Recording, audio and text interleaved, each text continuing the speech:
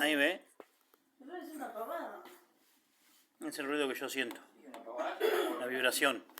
Que yo decía, por ahí está desnivelada y por ahí vibra la bocha. ¿Ves? Este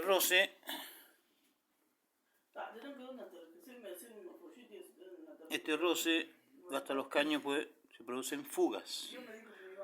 Igual que muchos dicen, algunos viejos, está floja la bocha, el motor, y la ajustan a morir.